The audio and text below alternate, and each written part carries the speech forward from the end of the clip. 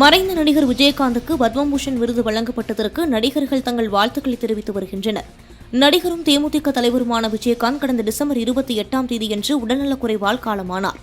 அவரது மறைவுக்கு பிறகு மத்திய அரசின் சார்பில் 132 பேருக்கு பத்ம விருதுகள் அறிவிக்கப்பட்டது.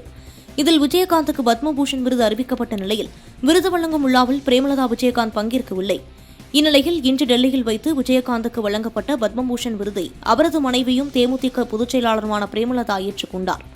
இதையொட்டி நடிகர்கள் பிரபு மற்றும் சத்யராஜ் தங்களது வாழ்த்துக்களை வீடியோ மூலம் வெளியிட்டுள்ளனர்.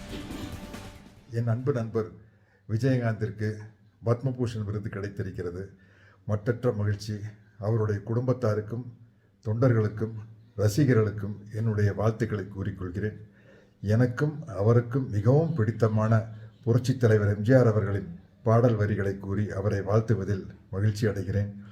இருந்தாலும் மறைந்தாலும் பேர் சொல்ல வேண்டும், இவர் போல யார் என்று ஊர் சொல்ல வேண்டும்.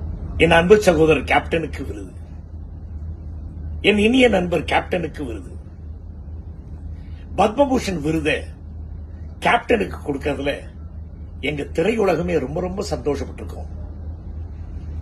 எங்க அன்னை இல்லத்தின் சார்பாக அவரது குடும்பத்தாருக்கும் லட்சக்கணக்கான புரட்சி கலைஞரோட விசிறிகளுக்கு எங்களோட மனமார்ந்த வாழ்த்துக்கள்.